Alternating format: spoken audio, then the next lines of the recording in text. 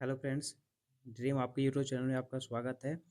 आज हम लोग बात करने वाले हैं आने वाले जो 12th का एग्ज़ाम है उसमें केमिस्ट्री के जो मोस्ट इम्पोर्टेंट ऑब्जेक्टिव क्वेश्चन है उसके बारे में। ये सारे वैसे क्वेश्चन हैं जो बार बार एग्ज़ाम में पूछे जाते हैं। तो चलिए देर न करते हुए स्टार्ट करते हैं और देखते हैं आज का पहला प्रश्न। तो आज का पहला प्रश्न कहता है कि निम्नलिखित में से कौन सा एक अक्रिस्टलीय ठोस है। अक्रिस्टलीय ठोस है, यहाँ पे ऑप्शन आपको 4 दिया हुआ है। तो जैसे यहाँ पे पहला ऑप्शन आपका हीरा है, दूसरा ऑप्शन जो है ग्रेफाइट है, तीसरा ऑप्शन जो है कांच है, चौथा ऑप्शन जो है साधारण नमक है। देखिए यहाँ पे क्वेश्चन में मिस प्रिंट हुआ है, यहाँ पे अक्रिस्टलीय ठोस नहीं है, यहाँ पे होना चाहिए क्योंकि यहाँ पे हीरा भी जो होगा आपका अक्रिस्टलीय ठोस होगा, ग्रेफाइट जो होगा ये भी आपका अक्रिस्टलीय ठोस होगा, कांच जो है ये भी आपका अक्रिस्टलीय ठोस होगा। इसमें अगर क्रिस्टलीय ठोस का बात करते हैं तो ये जो आपका साधारण नमक है ये जो होता है आपका क्रिस्टलीय ठोस होता है। तो यहाँ पे ये नहीं जो है वो आपको क्वेश्चन में छूट गया है। तो यहाँ पे आपका हीरा, ग्रेफाइट और कांच तीनों के तीनों जो होगा आपका अक्रिस्टलीय ठोस हो जाएगा और यहाँ से साधारण नमक जो होगा NaCl ये क्या हो जाएगा, तो ये हो जाएगा आपका क्रिस्टलीय ठोस। ठीक है, चलिए अगले क्वेश्चन को देखते हैं। अगला क्वेश्चन क्या कहता है। अगला क्वेश्चन कहता है कि जो शुद्ध जल होता है उसकी मोलरता कितनी होती है। ठीक है, तो जैसे कंसंट्रेशन निकालने के लिए आप मोलरता मोललता ये सब देखे हैं, उसके हिसाब से यहाँ पे पूछा जा रहा है कि जो आपका शुद्ध जल होता है तो शुद्ध जल की मोलरता कितनी होती है। थ्योरी में आप पढ़े हैं कि जो शुद्ध जल होती है उसकी मोलरता कितनी होती है, तो इसकी मोलरता जो होती है वो होती है आपका 55.5। ठीक है, चलिए देखते हैं अगला क्वेश्चन। अगला क्वेश्चन क्या कहता है। अगला क्वेश्चन कहता है कि जो मोललता होती है, मोललता की इकाई क्या होती है। तो जो मोललता होती है उसकी इकाई क्या होती है, तो देखिए मोललता के लिए फॉर्मूला आप क्या पढ़े हैं कि जो मोललता होती है, मोललता के लिए फॉर्मूला पढ़े हैं कि नंबर ऑफ जो मोल होता है और नीचे जो होता है क्या होता है कि जो आपका द्रव्यमान होता है, टोटल जो आपका बिलियन होगा, बिलियन का द्रव्यमान केजी में होता है। मतलब ऊपर जो हो जाएगा आपका क्या हो जाएगा, नंबर ऑफ मोल होता है और नीचे जो होता है आपका केजी हो जाएगा। तो मतलब मोल प्रति केजी। दूसरा जो ऑप्शन आपको यहाँ से दिया है मोल प्रति किलोग्राम, इसका यूनिट हो जाएगा। ठीक है, देखते हैं अगला क्वेश्चन। अगला क्वेश्चन क्या कहता है। अगला क्वेश्चन कहता है कि जो फैराडे का प्रथम नियम है वो किससे संबंधित है। जो फैराडे का प्रथम नियम है वो किससे संबंधित है। दो तो जो फैराडे का पहला नियम था वह उन्होंने वैद्युत अपघट्य पदार्थ के लिए दिया था कि उसमें पदार्थ का अपघटन कैसे होता है, यानी कि उन्होंने पहला जो नियम दिया था वो पहला नियम वैद्युत अपघटन के लिए दिया था। तो यहाँ से पहला ऑप्शन जो होगा आपका करेक्ट हो जाएगा। ठीक है, चलिए देखते हैं अगले क्वेश्चन की तरफ। अगला क्वेश्चन क्या कहता है। अगला क्वेश्चन कहता है आपका कि लोहे पर जंग लगना किस प्रकार की अभिक्रिया है, यानी कि लोहा में जो जंग लगता है वो किस प्रकार की अभिक्रिया है। तो देखिए कैसे जंग लगता है, तो यहाँ पे थोड़ा सा ध्यान से देखेंगे कि जो लोहा होता है वह नमी और ऑक्सीजन के संपर्क में जब जाता है तो वह वहीं से जो जंग होता है जंग का निर्माण करता है, यानी कि वो फेरिक हाइड्राइड बनाता है और वहाँ से जो होता है वही जंग जो होता है बनाता है। तो ये जो यहाँ पर हम बात करेंगे तो ये जो आपका लोहा है, लोहा और ऑक्सीजन दोनों का क्या हो रहा है यहाँ पर मिलान हो रहा है, यानी कि दोनों एक दूसरे से के साथ कंबाइन हो रहे हैं। मतलब ये आपका ऑक्सीकरण अभिक्रिया होता है और ऑक्सीकरण और अवकरण दोनों को मिला करके रिडॉक्स अभिक्रिया कहा जाता है। यानी कि यहाँ से लोहे में जंग लगना आपका किस प्रकार की अभिक्रिया हो जाएगा, तो ये जो हो जाएगा आपका रेडॉक्स अभिक्रिया हो जाएगा। ठीक है, चलिए देखते हैं अगला क्वेश्चन। अगला क्वेश्चन क्या कहता है। तो जो अगला क्वेश्चन है वो अगला क्वेश्चन कहता है कि जो शुष्क सेल है, शुष्क सेल में जो एनोड होता है वो किसका बना होता है। यानी कि जो शुष्क सेल होता है उसमें एनोड किसका बना होगा। जैसे आप देख रहे होंगे यहाँ पर जो आपका यहाँ पे पिक्चर दिया हुआ है यही आपका शुष्क सेल है और शुष्क सेल में जो होता है आपका कैथोड जो होता है कार्बन का क्षर होता है और जो एनोड बना होता है वह क्या होता है किसका, ये जो है आपका एनोड होता है। ये जो एनोड होता है वो किसका होता है, जिंक का होता है। तो यहाँ से जो आपका ऑप्शन है बी, बी ऑप्शन जो होगा वो करेक्ट हो जाएगा। जो शुष्क सेल होता है वो एनोड का बना होता है। तो चलिए देखते हैं अगला प्रश्न। अगला प्रश्न क्या कहता है। अगला प्रश्न कहता है आपका कि किसी अभिक्रिया का वेग ताप बढ़ाने पर क्या होता है। यानी कि कोई भी अभिक्रिया है जब उसमें ताप को बढ़ाते हैं तो उसके वेग में क्या परिवर्तन आता है। तो देखिए जैसे हम लोग क्या करते हैं, ताप को बढ़ाते हैं तो जो अभिक्रिया का वेग होता है, वेग भी वहाँ से क्या होता है, बढ़ जाता है। जैसे हम लोग देखे होंगे यहाँ पे अभिक्रिया का ताप और वेग में रिलेशन को दिखाते हुए यहाँ पर क्या है, एक ग्राफ दिखाया गया है कि जैसे जैसे तापमान बढ़ता है उस हिसाब से वेग जो होता है वो अपवर्ड डायरेक्शन में यानी कि ऊपर बढ़ते चला जाता है। यानी कि जिस हिसाब से हम लोग क्या करेंगे, किसी भी अभिक्रिया के लिए तापमान को बढ़ाएंगे तो उस अभिक्रिया का वेग जो होता है वह बढ़ जाता है। ठीक है, चलिए देखते हैं अगले प्रश्न। अगला प्रश्न क्या कहता है, अगला प्रश्न है आपका कि जो अमोनिया है, अमोनिया गैस बनाने की हाइबर विधि जो है उसमें किस उत्प्रेरक का इस्तेमाल किया जाता है। यानी कि यहाँ से ये भी प्रश्न बन सकता है कि जो अमोनिया है वो किस विधि से बनाया जाता है। तो अमोनिया किस विधि से बनाया जाता है, तो ये हो जाएगा आपका हाइबर विधि। और जो हाइबर विधि होता है, हाइबर विधि में किस उत्प्रेरक का इस्तेमाल किया जाता है। तो देखिए हाइबर विधि में जो होता है आपका आयरन जो होता है, यहाँ पे देखे होंगे ये हाइबर विधि का एक डायग्राम तैयार किया गया है। इसमें जो आपका आयरन का जो चूर्ण होता है, लोहे का छोटा छोटा जो चूर्ण होता है, वही जो होता है उत्प्रेरक के रूप में इस्तेमाल किया जाता है। यानी कि पहला जो ऑप्शन होगा आपका लोहे का चूर्ण, यही हो जाएगा आपका यहाँ से सही आंसर। ठीक है, चलिए देखते हैं अगला प्रश्न। अगला प्रश्न क्या कहता है, तो जो अगला प्रश्न है ये है हीलियम का मुख्य स्रोत क्या है। जो हीलियम होता है, हीलियम का मुख्य स्रोत क्या है, हवा है, मोनाजाइट रेत है, रेडियम है या जल है। तो देखिए यहाँ पे आपको ये आकृति में दिख रहा होगा, ये है आपका मोनोजाइट रेत। यही मोनोजाइट रेत में जो होता है आपका हीलियम काफ़ी अधिक मात्रा में जो होता है पाया जाता है। यानी कि जो आपका ऑप्शन बी है, ये बी ऑप्शन जो होगा यहाँ से करेक्ट हो जाएगा। ठीक है, देखते हैं अगला प्रश्न। अगला प्रश्न क्या कहता है आपका, अगले प्रश्न में दिया गया है कि गोताखोर ऑक्सीजन के साथ कौन सी गैस मिलाते हैं। देखिए जो गोताखोर होते हैं जब वो जाते हैं समुद्र के अंदर, तो जो सिलेंडर होता है, सिलेंडर में सांस लेने के लिए ऑक्सीजन गैस भर करके ले जाते हैं, लेकिन उसमें ऑक्सीजन के साथ साथ एक निष्क्रिय गैस जो होते हैं वो भर करके ले जाते हैं। ठीक है, और वह निष्क्रिय गैस कौन सा होता है, तो वह निष्क्रिय गैस आपका हीलियम होता है। ठीक है, देखते हैं अगला प्रश्न। अगला प्रश्न क्या कहता है कि जो संक्रमण तत्व है, संक्रमण तत्व किसे कहा जाता है। तो थोड़ा सा हम लोग समझेंगे, जो भी हम लोग का आवर्त सारणी होता है, जैसे कि यहाँ पे दिखाया गया है, आवर्त सारणी में जो पहला दो जो वर्ग होता है उसको बोलते हैं हम लोग एस ब्लॉक। ठीक है, और अंतिम के जो आपका 13 से लेकर के 18 तक होता है इसको बोलते हैं हम लोग पी ब्लॉक। और यहाँ से आपका 3 से लेकर के 12 तक का जो वर्ग होता है इसको बोलते हैं हम लोग डी ब्लॉक, और नीचे का जो 2 लाइन होता है इसको बोलते हैं हम लोग एफ ब्लॉक।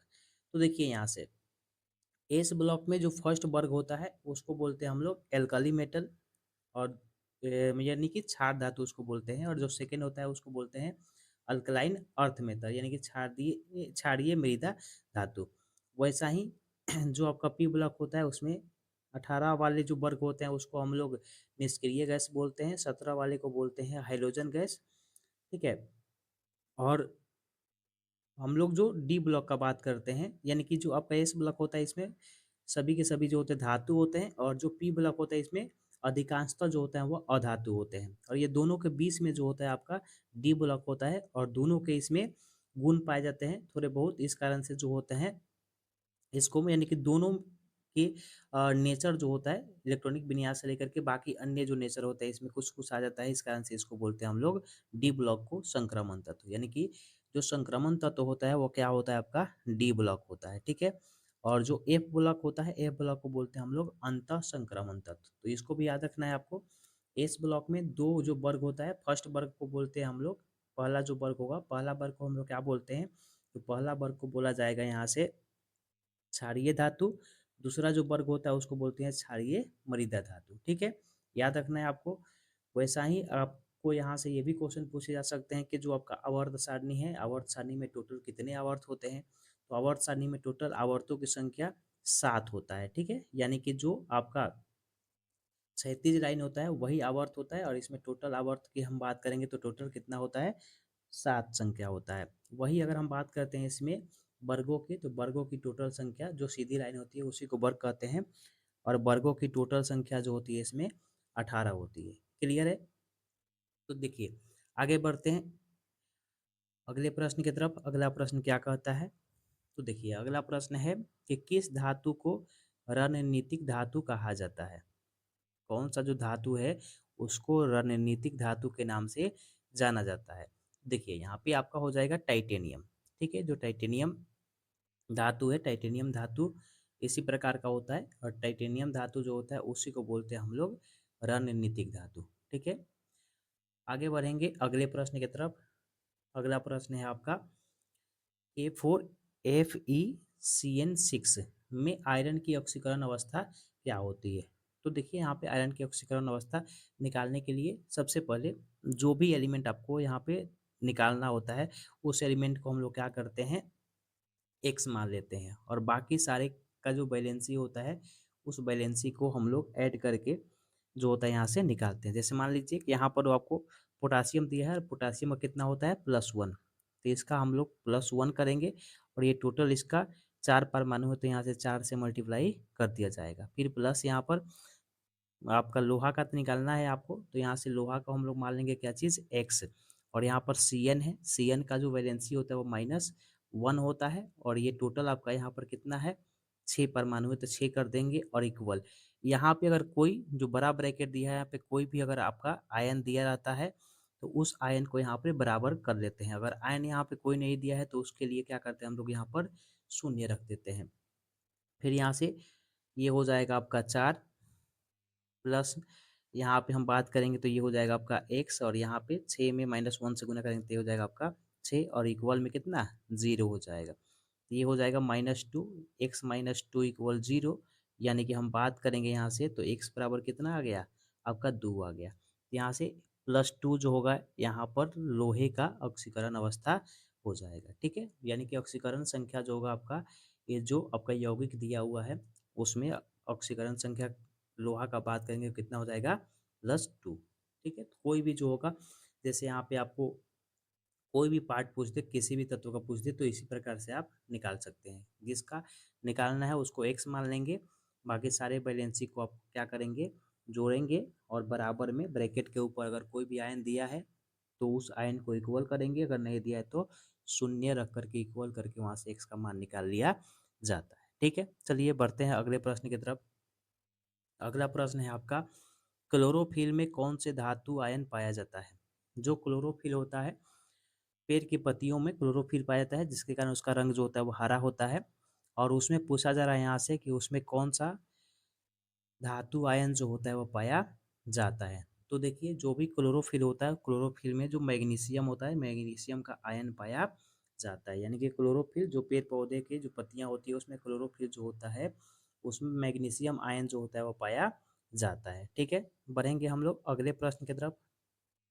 अगला प्रश्न है आपका विटामिन B12 में कौन सा तत्व उपस्थित होता है।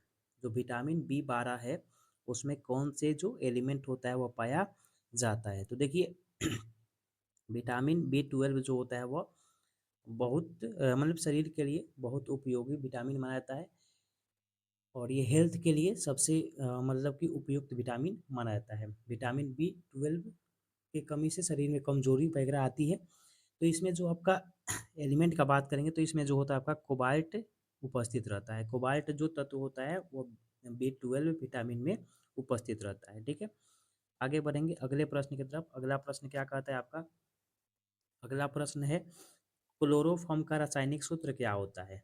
ठीक है, क्लोरोफॉर्म जो होता है जिसका पहले जो हो उपयोग होता था निश्चेतक के रूप में। ठीक है, अभी जो है इस पे बैन लगा दिया गया है क्योंकि ये घातक होता है, लेकिन इसका पहले निश्चेतक, निश्चेतक कहने का अर्थ है कि बेहोश करने के लिए किसी भी व्यक्ति को बेहोश करने के लिए जो होता है इसका इस्तेमाल पहले किया जाता था, लेकिन अभी जो है इसके ऊपर बैन लगा दिया गया है। ठीक है, इसको अगर कुछ समय तक अगर सूंघते हैं तो आपको बेहोशी की हालत आ जाएगी, सर चक्कर देने लगा, उल्टी भी होने लगती है। ठीक है, तो वही पूछा जा रहा है यहाँ पे कि जो क्लोरोफॉर्म है इसका रासायनिक सूत्र क्या होता है। ठीक है, तो क्लोरोफॉर्म का रासायनिक सूत्र क्या हो जाएगा, यहाँ से हो जाएगा CHCl3। ठीक है, CHCl3 वो जो क्लोरोफॉर्म होता है क्लोरोफॉर्म का रासायनिक सूत्र होता है। ठीक है, यहाँ से अगर हम बात करते हैं CH4 का तो CH4 जो होता है मेथेन का होता है सूत्र। वही बात करते हैं यहाँ से CH3Cl का तो ये मेथिल क्लोराइड हो जाएगा और CCl4 का बात करते हैं तो ये कार्बन टेट्रा क्लोराइड हो जाएगा। ठीक है, तो ये जो आपका CHCl3 ऑप्शन सी है यही हो जाएगा आपका क्लोरोफॉर्म। ठीक है, बढ़ेंगे अगले प्रश्न की तरफ। अगला प्रश्न है आपका टीयर गैस का रासायनिक नाम क्या होता है? जो आंसू गैस होता है, आंसू गैस का रासायनिक नाम क्या होता है? ठीक है, आंसू गैस का रासायनिक नाम क्या हो जाएगा? क्लोरोप्रिक्रीन हो जाएगा, ईथर, मेथेन, एथेनॉल। तो देखिए ये तो आप ऐसे भी कर सकते हैं। एथेनॉल तो जो होता है आपका शराब होता है पीने वाला, मेथेन गैस तो होगा नहीं, ईथर भी नहीं होगा। यहाँ पे क्या हो जाएगा आपका क्लोरोपिक्रीन। क्लोरोपिक्रीन जो होता है इसी को अश्रु गैस यानी कि टीयर गैस के नाम से जाना जाता है। ठीक है, बढ़ेंगे आगे हम लोग अगले प्रश्न की तरफ। अगला प्रश्न है आपका कि ल्यूकास अभिकर्मक का उपयोग किसकी पहचान में होता है? जो ल्यूकास अभिकर्मक होता है, ल्यूकास अभिकर्मक एक रिएजेंट है और इस रिएजेंट के द्वारा जो आपका एल्कोहल होता है, ठीक है, एल्कोहल आपका हम देखे होंगे ना कि 3 प्रकार का होता है, प्राइमरी एल्कोहल, सेकेंडरी एल्कोहल और टर्शियरी एल्कोहल। जैसे कि यहाँ पर भी दिखाया गया है कि प्राइमरी अल्कोहल है, ये सेकेंडरी है और ये टर्शियरी है। तीनों में जो अंतर में यानी कि तीनों को पहचान करना है, तीनों में विभेद करना है, तो उसके लिए होता है ये ल्यूकस अभिकर्मक का उपयोग किया जाता है। यानी कि किसकी पहचान के लिए? तो एल्कोहल की पहचान के लिए। और ये एल्कोहल में क्या करता है? तो प्राइमरी, सेकेंडरी और टर्शियरी जो एल्कोहल होता है उन तीनों के बीच में अंतर करके बताता है कि कौन जो है प्राइमरी है, कौन जो है सेकेंडरी है और कौन जो है वह टर्शियरी है। क्लियर है? क्लियर है, तो बढ़ते हम लोग आगे अगले प्रश्न की तरफ। अगला प्रश्न है आपका कि जो फिनॉल होता है, फिनॉल को जिंक पाउडर के साथ अगर गर्म करते हैं तो क्या बनता है? यानी कि फिनॉल को जब हम लोग जिंक पाउडर के साथ गर्म करेंगे तो क्या बनेगा? ठीक है, जब फिनॉल होए, फिनॉल को हम लोग क्या करेंगे? जिंक पाउडर के साथ गर्म करेंगे तो यहाँ से क्या बनेगा? तो चलिए देखते हैं हम लोग यहाँ से कि क्या बनने वाला है। तो फिनॉल को जिंक पाउडर के साथ गर्म करने पर क्या बनेगा? तो देखिए जैसे यहाँ पे रिएक्शन आपको दिखाया गया है, जैसे हम लोग फिनॉल को क्या करते हैं, जिंक के साथ मिला करके हीट करते हैं, तो हीट करने के बाद क्या मिल जाता है?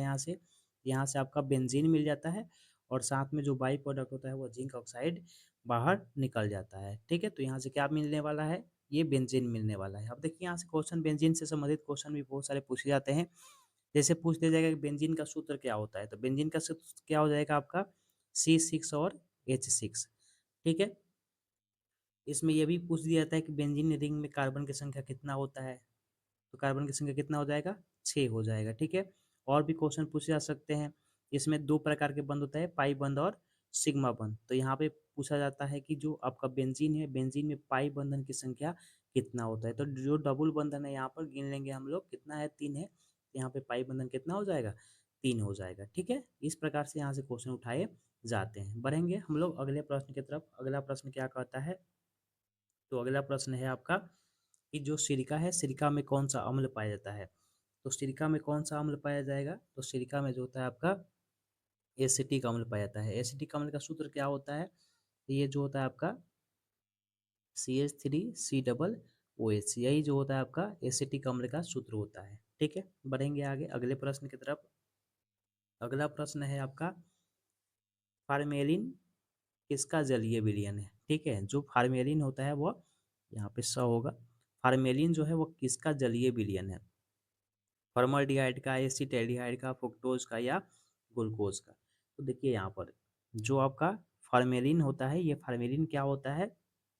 तो जो एल्डिहाइड होता है, एल्डिहाइड को जब हम लोग जल के साथ घुलाते हैं, जल के साथ उसको घोल दिया जाता है, तब उसके जलीय विलयन को कहा जाता है फार्मेलिन। ठीक है, तो यहाँ से ऑप्शन क्या हो जाएगा आपका? फॉर्मल्डिहाइड। अगर पूछा जाए यहाँ से कि फॉर्मल्डिहाइड का सूत्र क्या होता है, तो फॉर्मल्डिहाइड का जो सूत्र होता है वो होता है आपका HCHO, इसी को बोलते हैं हम लोग फॉर्मल्डिहाइड। ठीक है, आगे बढ़ेंगे अगले प्रश्न की तरफ। अगला प्रश्न क्या कहता है आपका? अगला प्रश्न बोल रहा है यहाँ से कि जो प्राकृतिक रबर होता है वो किसका बहुलक होता है? यानी कि जो प्राकृतिक रबर है वो प्राकृतिक रबर किसका बहुलक होता है? ठीक है, या ऐसे भी क्वेश्चन पूछा जा सकता है कि जो प्राकृतिक रबर होता है, प्राकृतिक रबर का मोनोमर, ठीक है, प्राकृतिक रबर का मोनोमर क्या है? इस क्वेश्चन को ऐसे भी पूछा जा सकता है। ठीक है, तो यहाँ से क्या हो जाएगा? आइसोप्रीन। यानी कि जो प्राकृतिक रबर होता है उसका एकलक या मोनोमर जिसको हम लोग कहेंगे वो क्या होता है? आइसोप्रीन होता है। आइसोप्रीन, बहुत सारे आइसोप्रीन को जो हम लोग एक साथ मिलाते हैं तब जा करके वो प्राकृतिक रबर का निर्माण होता है। ठीक है, तो ये प्राकृतिक रबर का एकलक जो होगा क्या हो जाएगा आपका, आइसोप्रीन हो जाएगा। ठीक है, बढ़ेंगे अगले प्रश्न की तरफ। अगला प्रश्न कहता है कि बेकेलाइट क्या है। ठीक है, बेकेलाइट आपका थर्मोप्लास्टिक है कि थर्मोसेटिंग है कि फाइबर है कि रबर है। जो बेकेलाइट है वो बेकेलाइट क्या होता है, यही प्रश्न आपको यहाँ से पूछा गया है। तो देखिए, ये फाइबर नहीं होगा, रबर नहीं होगा। दो ऑप्शन और बचता है आपका, थर्मोप्लास्टिक और थर्मोसेटिंग। तो देखिए, थर्मोप्लास्टिक और थर्मोसेटिंग में क्या अंतर है कि जो थर्मोप्लास्टिक होता है उसको बार बार हीट कर करके क्या करते हैं, उसकी आकृति को आप चेंज कर सकते हैं। लेकिन जो थर्मोसेटिंग होता है उसको एक बार हीट करके जो भी आकृति अगर उसको आप दे देते हैं तो उसके बाद जो होता है वो फिर पुनः अपने वापस वाले आकृति में नहीं आता है। तो जो बेकेलाइट होता है वो कुछ इसी प्रकार का है आपका थर्मोसेटिंग। ठीक है, ये जो होता है क्या होता है, थर्मो सेटिंग होता है, जिसको एक बार आकृति अगर आप दे दें तो वो पुनः फिर दोबारा उसको हीट करके नरम नहीं किया जा सकता है, मतलब उसके आकृति को चेंज नहीं किया जा सकता है। तो ये जो होता है आपका बेकेलेट क्या हो जाएगा, तो ये थर्मोसेटिंग प्लास्टिक का उदाहरण होता है। ठीक है, बढ़ेंगे आगे अगले प्रश्न की तरफ। अगला प्रश्न कहता है कि जो नाइलन 66 है वो किसका उदाहरण है। यानी कि जो नाइलन 66 है वो किसका उदाहरण है। तो ये पॉलिस्टर का है, पॉलीएमाइड का है, पॉलीथीन का है या पॉलीसेकेराइड का है। तो देखिए, ये जो होता है आपका पॉलीएमाइड का उदाहरण होता है। जो नाइलन 66 है वो किसका उदाहरण होता है, तो ये पॉलीएमाइड का होता है। पॉलिस्टर में क्या होता है, ये एस्टर, बहुत सारे एस्टर को मिलाकर पॉलिस्टर बनाते हैं। पॉलीथीन में क्या होता है कि बहुत सारे जो आपका एथीन होता है, एथिलीन, उसको मिलाकर के ये जो होता है आपका पॉलीथीन बनाया जाता है। वैसा ही पॉलीसेकेराइड में बहुत सारे सेकेराइड जो होते हैं उसको मिलाकर के पॉलीसेकेराइड का निर्माण किया जाता है। जबकि जो नाइलन 66 है ये क्या है, आपका पॉलीएमाइड का उदाहरण है। ठीक है, बढ़ेंगे अगले प्रश्न की तरफ। अगला प्रश्न क्या कहता है, तो अगला प्रश्न है आपका, ग्लूकोज में कितने परमाणु होते हैं कार्बन के, यही पूछा गया है आपसे। तो देखिए, यहाँ पे ये हो गया आपका ग्लूकोज का संरचना। ठीक है, ग्लूकोज के संरचना से भी आप कार्बन यहाँ से काउंट कर सकते हैं। तो जो आपका ग्लूकोज होता है, ग्लूकोज में कार्बन की संख्या कितना होता है, तो ग्लूकोज में कार्बन की संख्या आप यहाँ से काउंट भी कर सकते हैं। ठीक है, जैसे हम बात करेंगे, एक हो गया यहाँ, दो हो गया, तीन हो गया, चार हो गया, पाँच हो गया और एक यहाँ से छः हो गया।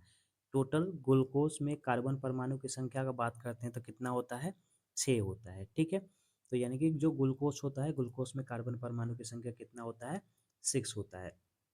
अगर हम बात करते हैं ग्लूकोज के अणुसूत्र का, तो ये होता है आपका C6H12 और O6, यही होता है इसका अणुसूत्र। ठीक है, तो यहाँ से भी आप देख सकते हैं ग्लूकोज में कार्बन की संख्या कितना है, 6 है। ठीक है, बढ़ेंगे आगे हम लोग अगले प्रश्न की तरफ। अगला प्रश्न है आपका 26 नंबर, बोल रहा है कि इंसुलिन की कमी से कौन सा रोग होता है। ठीक है, जो इंसुलिन होता है, इंसुलिन की कमी से कौन सा रोग होता है। देखिए, इंसुलिन जो होता है इसकी कमी से बॉडी में जो होता है आपका मधुमेह, जिसको डायबिटीज बोलते हैं, शुगर, इसकी बीमारी होती है। जैसे बॉडी में ये बनना कम हो जाएगा तब उस स्थिति में जो शुगर की मात्रा होती है, शुगर की जो लेवल होती है वो बॉडी में धीरे धीरे बढ़ने लगता है और पेशेंट जो होता है वो मधुमेह यानी कि डायबिटीज के शिकार हो जाता है। ठीक है, बढ़ेंगे आगे अगले प्रश्न की तरफ। अगला प्रश्न है आपका, डीएनए में कौन सा क्षारक नहीं पाया जाता है। ठीक है, जैसे यहाँ पे संरचना आपको दिखाया गया है डीएनए का और यहाँ पे जो है आपका आरएनए का।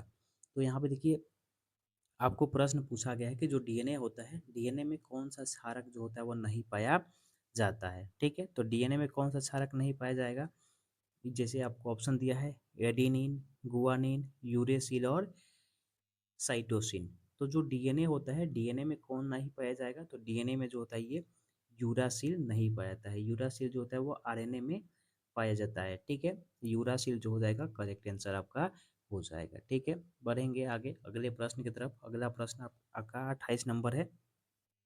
ये बोल रहा है कि दूध में कौन सी शर्करा पाई जाती है। जो दूध होता है, दूध में कौन सी शर्करा पाई जाती है, तो दूध में जो होता है आपका क्या पाया जाता है, तो लैक्टोज पाया जाता है। ठीक है, ये लैक्टोज पाया जाएगा। लैक्टोज का संरचना यही है, इसको भी आप याद रखेंगे। लैक्टोज जो होता है उसकी संरचना कुछ इस प्रकार की होती है। तो ऑप्शन क्या हो जाएगा आपका, ऑप्शन नंबर बी जो होगा यहाँ से करेक्ट हो जाएगा कि दूध में जो होती है वो लैक्टोज शर्करा पाया जाता है। ठीक है, बढ़ेंगे अगला प्रश्न। अगला प्रश्न है आपका कि प्रोटीन की मूल इकाई क्या होती है। जो प्रोटीन होता है वो प्रोटीन की मूल इकाई क्या होती है, ठीक है। तो प्रोटीन की मूल इकाई क्या होती है उसके बारे में हम थोड़ा सा चर्चा करेंगे। तो देखिए, जो ऑप्शन दिया है वो ग्लूकोज दिया है, एमिनो एसिड दिया है, वसा अम्ल दिया है, न्यूक्लियोटाइड दिया है। तो यहाँ से हम बात करेंगे तो जो प्रोटीन होता है वो वास्तव में, जैसे यहाँ पे देखिए, प्रोटीन के संरचना कुछ इसी प्रकार का होता है। इसका बेसिक यूनिट दिया है, यहाँ से एमिनो एसिड आपका करेक्ट आंसर हो जाएगा, ठीक है। एमिनो एसिड जो होता है सबसे छोटा इकाई माना जाता है किसका, प्रोटीन का, ठीक है। ये छोटा इकाई होगा, यही इकाई एक दूसरे से जुड़ करके बड़े प्रोटीन का निर्माण करता है, ठीक है। बढ़ेंगे अगले प्रश्न की तरफ। अगला प्रश्न क्या कहता है आपका, अगला प्रश्न बोल रहा है यहाँ पे कि पैरासीटामोल जो होता है वो क्या है। पैरासीटामोल मेडिसिन है, और ये मेडिसिन जो है वह किस प्रकार का मेडिसिन है, यानी कि वही क्वेश्चन आपको यहाँ से पूछा गया है कि पैरासीटामोल जो है वह किस प्रकार का मेडिसिन है। जैसे ये एंटीबायोटिक है, यानी कि प्रतिजैविक है, ये ज्वारनाशक है, मलेरिया रोधी है कि विटामिन है। तो देखिए जो आपका पैरासीटामोल होता है ये क्या होता है, ज्वारनाशक होता है, ठीक है। ये ज्वार को, मतलब फीवर वगैरह जो होता है, जुकाम जो होता है उसमें इसका इस्तेमाल किया जाता है, यानी कि ज्वारनाशक दवा इसको माना जाता है, ठीक है। बढ़ेंगे अगले प्रश्न की तरफ। अगला प्रश्न है आपका, ये जो डिटॉल होता है, डिटॉल का मुख्य घटक क्या है। जो डिटॉल कीटाणुओं को मारने के लिए जो इसका इस्तेमाल किया जाता है, डिटॉल, डिटॉल का मुख्य घटक क्या होता है, ठीक है। क्लोरोजाइलेनॉल होता है कि बीटीओनॉल होता है कि एस्पिरिन होता है कि पेनिसिलिन होता है, ठीक है। तो जो डेटॉल होता है, डेटॉल का मुख्य घटक क्या हो जाएगा, तो ये हो जाएगा आपका क्लोरोजाइलेनॉल, यानी कि जो पहला ऑप्शन है क्लोरोजाइलेनॉल, यही हो जाएगा डेटॉल का मुख्य घटक, ठीक है। चलिए बढ़ते हैं आगे अगले प्रश्न की तरफ। अगला प्रश्न क्या कहता है आपका, जो शॉर्टकी दोष है, शॉर्टकी दोष के कारण जो ठोस होता है, ठोस का घनत्व क्या होता है। तो शॉर्टकी दोष में सबसे पहले हम लोग समझेंगे कि शॉर्टकी दोष में होता क्या है। कि जो आपका ठोस पदार्थ होता है, खास करके आयनिक ठोस पदार्थ, उसमें एक धनायन और ऋणायन जो उसके निर्धारित स्थान होते हैं, जालक बिंदु, वहाँ से वो गायब हो जाते हैं। तो जब वहाँ से गायब हो जाएंगे तो उनमें कणों की संख्या क्या हो जाएगी, कम हो जाएगी। पहले की तुलना में कणों की संख्या जो होगी, जैसे मान लीजिए कि यही आपका आयनिक है, ठीक है। जो भी इसमें ये मान लीजिए कि ये जो है आपका ऋणायन है ब्लैक वाला, और जो रेड वाला है ये धनायन है। एक धनायन यहाँ से और एक ऋणायन जो है यहाँ से गायब हो गया, तो यहाँ जो जो इसका स्थान है वो क्या हो जाएगा, खाली हो जाएगा, रिक्त हो जाएगा, यानी कि होल हो जाएगा। तो कहीं पर भी अगर कणों की संख्या घटती है तो वहाँ पे डेंसिटी क्या होता है, तो डेंसिटी जो होता है वह घट जाता है। तो शॉर्टकी दोष में क्या होता है कि कण की संख्या घटती है, जिस कारण से हम लोग कह सकते हैं कि यहाँ पे जो ठोस होता है, ठोस का घनत्व क्या होता है, घटता है। क्लियर है। आगे बढ़ेंगे अगले प्रश्न की तरफ। अगला प्रश्न कहता है कि जो कांच है, ग्लास, वो किस प्रकार का ठोस है, ठीक है। तो देखिए कांच जो है वो आपका अक्रिस्टलीय ठोस होता है, बेरेवेदार ठोस माना जाता है, और इसको अति शीतलित द्रव भी कहा जाता है। क्लियर है। यानी कि अक्रिस्टलीय ठोस क्यों कहा जाएगा, तो इसके जो भी ज्योमेट्री होता है, इसका ज्योमेट्री फिक्स नहीं होता है, इसका ज्यामितीय आकृति जो होता है वो निश्चित नहीं होता है, इस कारण से इसको क्या बोलते हैं, अक्रिस्टलीय ठोस बोला जाता है, ठीक है। बात करेंगे अगले प्रश्न का। तो जो अगला प्रश्न है ये बोल रहा है कि एक मोलल बिलियन में विलेय का मोल प्रभाज क्या होगा। तो देखिए ये सब तो गणना करने वाला बात है कि जो एक मोलल बिलियन है इसमें विलेय का मोल प्रभाज क्या हो जाएगा। तो जो विलेय का मोल प्रभाज हो जाएगा वो कितना हो जाएगा आपका, ये हो जाएगा 0.018, ठीक है। आगे बढ़ेंगे। अगला प्रश्न जो है आपका, अगला प्रश्न बोल रहा है कि लोहे पर जंग लगने से रोकने के लिए सबसे अच्छी विधि क्या है। इनकी जो लोहा है, लोहे को जब हम लोग खुले वायु और नमी की उपस्थिति में रखते हैं तो क्या होता है कि वह ऑक्सीजन से और नमी में जो आपका जल होता है उसके साथ क्रिया करके जो होता है वह जंग का निर्माण करता है। तो जंग से उसको बचाने के लिए सबसे बढ़िया विधि जो है वह कौन सा है, उसको खारे जल में रख करके, या मैग्नीशियम ब्लॉक के साथ संपर्क करके, या लोहे को गर्म करके, या नन ऑफ दीज। तो इसमें से कौन सा जो विधि है जिसके कारण हम लोग लोहे को जंग लगने से आसानी से बचा सकते हैं? तो सबसे बढ़िया जो विधि है इसमें दिया हुआ ये है आपका मैग्नीशियम ब्लॉक के संपर्क में जब रखेंगे तब क्या होता है कि उस स्थिति में वो जो ऑक्सीजन होगा वह लोहा से क्रिया ना करके मैग्नीशियम से क्रिया कर लेगा और मैग्नीशियम का ऑक्साइड बना लेगा, जिसके चलते जो होता है वह लोहे और वायु का कांटेक्ट जो होता है वह रुक जाता है, जिसके कारण वहाँ पे जंग नहीं लगता है। क्लियर है? बढ़ेंगे आगे अगले प्रश्न की तरफ। अगला प्रश्न क्या कहता है कि जो प्रथम कोटि की अभिक्रिया है, प्रथम कोटि की अभिक्रिया का अर्ध आयु काल निर्भर नहीं करता है। तो जो आपका प्रथम कोटि की अभिक्रिया है उसका हाफ लाइफ जो है वो किसके ऊपर निर्भर नहीं करता है। ठीक है, तो यहाँ पे ऑप्शन दिया है ताप पर, दाब पर, या प्रारंभिक सांद्रण पर, या उत्प्रेरक पर। तो देखिए जो आपका प्रथम कोटि की अभिक्रिया है उसके हाफ लाइफ का बात करते हैं तो यहाँ पर देखिए दिया है कि ये जो आपका ए नट मतलब जो है प्रारंभिक सांद्रण पर निर्भर नहीं करता है। तो ये आपका जो ऑप्शन जो है सी हो जाएगा कि ये जो होता है प्रारंभिक सांद्रण पर निर्भर नहीं करता है। और इसको भी आप याद रखिएगा, टी हाफ यानी कि प्रथम कोटि का विक्रिया के लिए जो हाफ लाइफ होता है वह कितना होता है, उसका वैल्यू कितना होता है, तो 0.693 अपॉन के। और के क्या होता है तो आपको पता ही है कि के जो होता है आपका वेग स्थिरांक होता है। इसको भी आपको याद रखना है, ये क्वेश्चन बहुत बार पूछे जाते हैं। आगे बात करेंगे अगले प्रश्न की तरफ। तो अगला प्रश्न है कि निम्नलिखित में से कौन सी उत्कृष्ट गैस नहीं है। तो उत्कृष्ट गैस अभी आपको बताए थे कि जो आपका पी ब्लॉक होता है 13 से लेकर के 18 तक, तो पी ब्लॉक का सबसे यहाँ से क्वेश्चन ये भी पूछे जाते हैं कि उत्कृष्ट गैस किस ब्लॉक के तत्व हैं, तो आपको याद रखना है कौन सा, पी ब्लॉक का हो जाएगा।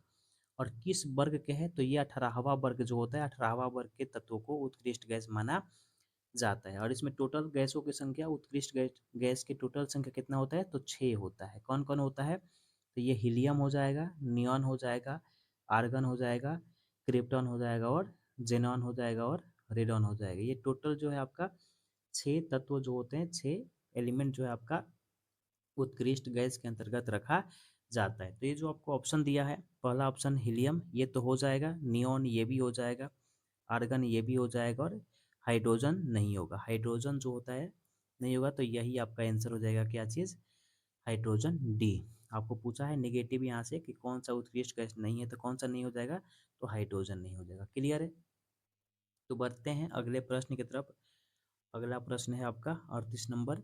बोल रहा है कि सर्वाधिक ऑक्सीकरण अवस्था दर्शाने वाले संक्रमण तत्व है। सर्वाधिक ऑक्सीकरण अवस्था दर्शाने वाले कौन से तत्व इसमें आपको दिए गए हैं। तो देखिए जैसे हमारे पास ऑप्शन 4 दिया है, पहला है लोहा, दूसरा का है मैग्नीज, क्रोमियम और वेनेडियम। तो यहाँ से देखिए हम बात करेंगे तो सबसे हाईएस्ट जो होता है आपका मैग्नीज दर्शाता है, यानी कि मैग्नीज जो होता है वो कितना +7 तक जो होता है ऑक्सीकरण अवस्था। जो आपका पोटेशियम पर मैग्नेट एक यौगिक होता है KMnO4, ये पोटेशियम पर मैग्नेट है। इसमें जो आपका मैग्नीज होता है, मैग्नीज का जो ऑक्सीकरण अवस्था होता है वह +7 होता है। और ये जो होता है सबसे अधिक जो संक्रमण तत्व होते हैं, टोटल संक्रमण तत्वों में सबसे अधिक ऑक्सीकरण अवस्था दर्शाने वाला एलिमेंट माना जाता है। तो क्या हो जाएगा आपका मैग्नीज, यहाँ से करेक्ट आंसर हो जाएगा। ठीक है, बढ़ते हैं आगे अगले प्रश्न की तरफ। अगला प्रश्न है आपका कि लेंथेनाइड संकुचन संबंधित है। जो लेंथेनाइड और एक्टेनाइड, जैसे आपका एफ ब्लॉक के दो समूह होते हैं, एक आपका लेंथेनाइड होता है और दूसरा जो होता है आपका एक्टेनाइड होता है। तो इसके कारण जो होता है आपका जो तत्व होते हैं उनके उनमें संकुचन जो होता है वो आ जाता है। संकुचन आने का मतलब क्या होता है वही पूछ रहा है कि यहाँ पे जो लेंथेनाइड है, लेंथेनाइड संकुचन किससे संबंधित होता है। तो देखिए जितना लेंथेनाइड संकुचन होगा, जैसे आपको ग्राफ से यहाँ पे समझना है कि जितना आपका लेंथेनाइड संकुचन होगा उसके हिसाब से उसका क्या होगा, जो रेडियाई होगा, परमाणु त्रिज्या होगा, वो क्या होगा, डिक्रीज करते चला जाएगा। एटॉमिक नंबर बढ़ेगा और लेंथेनाइड संकुचन के चलते उसका रेडियस जो होता है वो घटते चला जाता है। यानी कि हम क्या बोल सकते हैं यहाँ से कि जो उसका परमाणु त्रिज्या होता है, परमाणु त्रिज्या के कारण जो होता है, मतलब कि जो लेंथेनाइड संकुचन होता है वो किससे संबंधित होता है, तो परमाणु त्रिज्या से। यानी कि उसका परमाणु त्रिज्या क्या होगा, धीरे धीरे कम होते चला जाएगा, यानी कि उसका आकार जो होता है वह कम होते चला जाता है। चलिए बढ़ेंगे आगे अगले प्रश्न की तरफ। अगला प्रश्न कर रहा है आपका कि H2SO4 के निर्माण की संपर्क विधि में कौन सा उत्प्रेरक इस्तेमाल किया जाता है। यानी कि जो सल्फ्यूरिक अम्ल है, सल्फ्यूरिक अम्ल, यहाँ से ये भी प्रश्न बन सकता है कि सल्फ्यूरिक अम्ल को किस विधि से बनाया जाता है। तो किस विधि से बनाते हैं हम लोग, ये जो होता है आपका संपर्क विधि से बनाया जाता है। जो सल्फ्यूरिक अम्ल है, सल्फ्यूरिक अम्ल संपर्क विधि से बनाया जाता है और इसमें किस उत्प्रेरक का जो होता है इस्तेमाल किया जाता है। तो इसमें जो होता है आपका वेनेडियम पेंटाऑक्साइड V2O5, जैसे आपको यहाँ पे दिखाया भी गया है। ठीक है, यहाँ पे जो उत्प्रेरक है, यहाँ पे लिखा गया है उत्प्रेरक जो है आपका कौन से V2O5, यानी कि इसमें वेनेडियम पेंटाऑक्साइड, इसको बोलते हैं वेनेडियम पेंटाऑक्साइड, वेनेडियम पेंटाऑक्साइड का इस्तेमाल किया जाता है सल्फ्यूरिक अम्ल को संपर्क विधि के द्वारा बनाने के लिए। बढ़ते हैं अगले प्रश्न की तरफ। अगला प्रश्न क्या कहता है, अगला प्रश्न है आपका एथिलीन डाइएमीन, जिसको शॉर्ट में EN भी लिखा जाता है। एथिलीन डाइएमीन किस प्रकार का लिगेंड है। जो एथिलीन डाइएमीन होता है वह किस प्रकार का लिगेंड है। एक दंतुर है, द्विदंतुर है, त्रिदंतुर है या षटदंतुर है। ठीक है, तो देखिए यहाँ पर जो एथिलीन डाइएमीन होता है उसको कुछ इस प्रकार से दिखाया गया है। ये हो गया आपका मेटल, और इस मेटल के साथ ये कुछ इस प्रकार से जुड़े रहते हैं, यानी कि हम इसको बोलते हैं क्या चीज़, ये जो होता है आपका द्विदंतुर होते हैं। ये किस प्रकार के होंगे, तो ये द्विदंतुर लिगेंड होते हैं, जिसको बाइडेंटेंट भी कहा जाता है। क्लियर है। आगे बढ़ेंगे हम लोग अगले प्रश्न की तरफ। अगला प्रश्न है आपका कि कार्बिल एमीन अभिक्रिया कौन देता है। यानी कि कार्बिल एमीन अभिक्रिया, इसमें से जो आपका 4 ऑप्शन दिया है, प्राथमिक एमीन, द्वितीयक एमीन, तृतीयक एमीन या ऑल, इसमें से कौन जो होगा वह कार्बिल एमीन अभिक्रिया देगा। तो देखिए कार्बिल एमीन अभिक्रिया में क्या होता है कि जो आपका प्राइमरी एमीन होता है, प्राइमरी एमीन पोटेशियम हाइड्रोक्साइड की उपस्थिति में क्लोरोफॉर्म से अभिक्रिया करता है, और क्लोरोफॉर्म से अभिक्रिया करके क्या बनाता है, एल्किल नाइट्राइल बनाता है। ठीक है, यानी कि इसका रिएक्शन यहाँ पे दिया हुआ है। इस रिएक्शन को आप देख सकते हैं कि यहाँ पे जो प्राइमरी अमीन है, प्राइमरी अमीन क्लोरोफॉर्म से अभिक्रिया करता है किसके उपस्थिति में, पोटेशियम हाइड्रोक्साइड की उपस्थिति में, और यहाँ से बनाता क्या है, मेन प्रोडक्ट बनता है आपका एल्किल नाइट्राइल, साथ में मिलता है आपका पोटेशियम क्लोराइड और जल। तो इसमें कौन सा आपका, इसमें से ऑप्शन हो जाएगा प्राथमिक एमीन, यानी कि प्राथमिक एमीन ही जो होता है कार्बिल एमीन अभिक्रिया देता है। तो पहला ऑप्शन यहाँ से हो जाएगा करेक्ट, प्राथमिक एमीन। ठीक है, चलिए बढ़ते हैं अगले प्रश्न की तरफ। अगला प्रश्न है आपका कि जो फिनॉल होता है, फिनॉल को जिंक डस्ट के साथ गर्म करने पर क्या बनता है। यानी कि जो फिनॉल है, फिनॉल को जब हम लोग जिंक डस्ट के साथ गर्म करेंगे तो वहाँ से क्या बनेगा। तो फिनॉल को जब जिंक डस्ट के साथ गर्म करते हैं तो वहाँ से क्या बन जाता है आपका, बेंजीन बन जाता है। ठीक है, यानी कि यहाँ पे रिएक्शन दिखाया गया है कि जैसे हम लोग फिनॉल लेंगे वहाँ पे जिंक के चूर्ण के साथ है उसको क्या किया जाएगा, गर्म किया जाएगा, तो वहाँ से बेंजीन बन जाएगा, और जो जिंक ऑक्साइड होता है वो चीज़ बाहर वहाँ से निकल जाएगा। ठीक है, तो यहाँ से क्या बनने वाला है, यहाँ से बनने वाला है आपका बेंजीन। क्लियर है। आगे बढ़ेंगे अगले प्रश्न की तरफ। अगला प्रश्न कहता है आपका कि जो आयोडोफॉर्म परीक्षण कौन सा यौगिक नहीं देता है। जो आपको ऑप्शन दिया है, एथेनॉल है, एसीटोन है, मेथनॉल है और एसीटल्डिहाइड है, इसमें से कौन सा जो यौगिक है वो आयोडोफॉर्म परीक्षण नहीं देता है। ठीक है, तो आयोडोफॉर्म परीक्षण इसमें से कौन सा नहीं देगा, तो इसमें जो आपका मेथनॉल होता है, मेथनॉल जो होता है वह नहीं देता है, मेथनॉल नहीं देता है।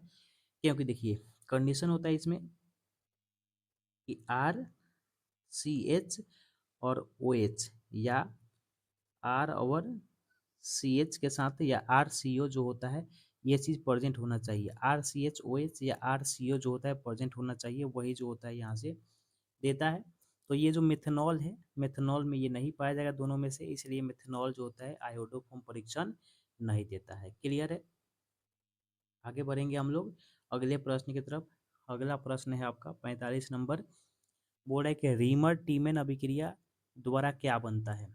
जो रीमर टीमेन अभिक्रिया है, सबसे पहले तो ये है कि रीमर टीमेन अभिक्रिया क्या होता है, तो यही आपका कि जो फिनॉल है, फिनॉल क्लोरोफॉर्म के साथ अभिक्रिया करता है सोडियम हाइड्रोक्साइड की उपस्थिति में, तो वो जो होता है आपका शैलेशएल्डिहाइड बनाता है, इसी को बोलते हैं रीमर टीमन अभिक्रिया। तो रीमर टीमन अभिक्रिया में क्या बनता है, तो शैलेशएल्डिहाइड बनता है। ये आपका ऑप्शन नंबर जो बी होगा वह चीज़ करेक्ट हो जाएगा। और यहाँ से जो है आपका रिएक्शन दिया हुआ है रीमर टीमन अभिक्रिया का, यहाँ पे फिनॉल है। फिनॉल जब क्या करेगा, सोडियम हाइड्रोक्साइड की उपस्थिति में अभिक्रिया करेगा क्लोरोफॉर्म के साथ, और क्लोरोफॉर्म के साथ अभिक्रिया करके ये शैलेशएल्डिहाइड का निर्माण करेगा। क्लियर है। बढ़ते हैं अगले प्रश्न की तरफ। अगला प्रश्न है आपका, डीएनए में कौन सा क्षारक अनुपस्थित रहता है। ठीक है, डीएनए जो डीएनए में पाया जाने वाला बेस है यहाँ पे दिया है, और आरएनए में जो पाया जाने वाला बेस है वो यहाँ पे दिया है। तो यहाँ से पूछा गया कि डीएनए में कौन सा जो बेस होता है वह अनुपस्थित रहता है। एडिनिन होगा, गुआनिन होगा, ये गुजा नहीं है, ये गुआ है। ठीक है, गुआनिन होगा, यूरेसिल होगा, या साइटोसिन होगा। तो कौन सा यहाँ से हो जाएगा, तो ये देखिए जो आपका डीएनए होता है, डीएनए में आपका ऑप्शन रहता है क्या चीज़, वही क्वेश्चन आपको यहाँ से पूछा गया है। तो यहाँ से यूरेसिल जो होता है, यूरेसिल इसमें नहीं पाया जाता है। जो आपका डीएनए है, डीएनए में यूरेसिल जो होता है वो चीज़ नहीं पाया जाता है। यूरेसिल किस में पाया जाता है, तो यूरेसिल देखिए यहाँ पर यूरेसिल किस में पाया जाएगा, तो ये आपका आरएनए में पाया जाता है। डीएनए में जो होता है यूरेसिल नहीं पाया जाता है। यूरासिल के बदले में इसमें डीएनए में क्या होता है, थाइमिन होता है।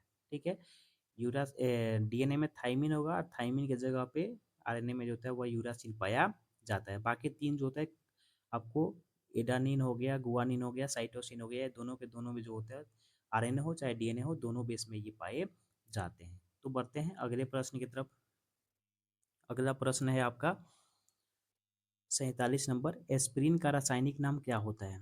जो आपका एस्पिरिन है, एस्पिरिन का रासायनिक नाम क्या होगा।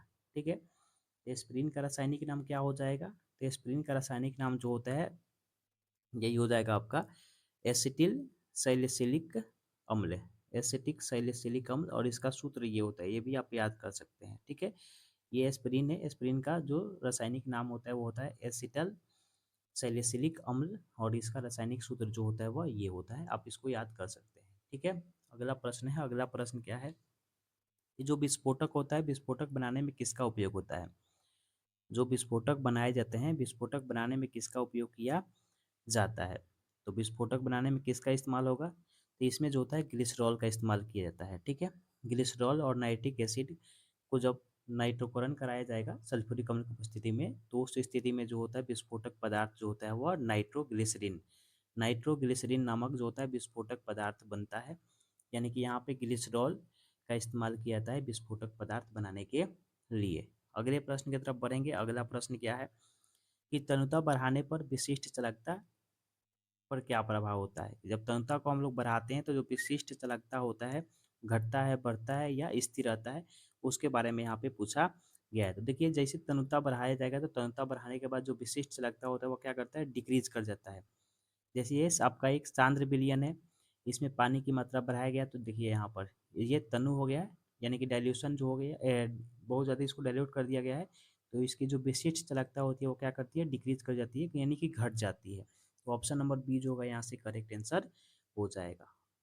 अगला प्रश्न है कि किस तत्व का परिरक्षण प्रभाव, यानी कि जो शेडिंग प्रभाव होता है वो सबसे कम किसका होता है। तो देखिए सबसे कम जो होगा आपका एफ का होगा, चूंकि एफ जो होता है वो दूर होता है, और जैसे एस होता है सबसे अधिक शील्डिंग प्रभाव किसका होता है, तो आपका एस का हो जाएगा। ठीक है, सबसे अधिक किसका हो जाएगा, एस का, और सबसे कम किसका हो जाएगा, तो पी का। ये भी आप याद रख सकते हैं कि सबसे दुर्बल जो होता है परिरक्षण, परिरक्षण को शील्डिंग प्रभाव भी बोलते हैं। तो शील्डिंग प्रभाव जो होगा एफ का सबसे कम होगा, और सबसे ज़्यादा किसका होगा, तो एस का होगा। इसको याद रखना है। ठीक है, तो चलिए आज हम लोग टोटल 50 प्रश्न हम लोग कर लिए। अगर आप चैनल पे नहीं हैं तो चैनल को सब्सक्राइब कर लीजिए, और व्हाट्सएप चैनल ज्वाइन कर लीजिए, वहाँ से आपको टोटल इंपॉर्टेंट क्वेश्चन जो होगा वहाँ से मिल जाएगा। अगर आप टेलीग्राम चैनल को ज्वाइन करना चाहते हैं तो वहाँ पे भी ज्वाइन कर लीजिए, वहाँ से भी आपको ये सारे पीडीएफ मिल जाएंगे, और वहाँ से नोट्स भी आपको फ्री में अवेलेबल करा दिया जाएगा। हमें फेसबुक और इंस्टाग्राम पर भी फॉलो कर सकते हैं, और चैनल पर नए हैं तो चैनल को सब्सक्राइब जरूर कर लीजिए। ठीक है, तो चलिए मिलते हैं ऐसे ही हम नए वीडियो के साथ और नए क्वेश्चन के साथ। तब तक के लिए धन्यवाद।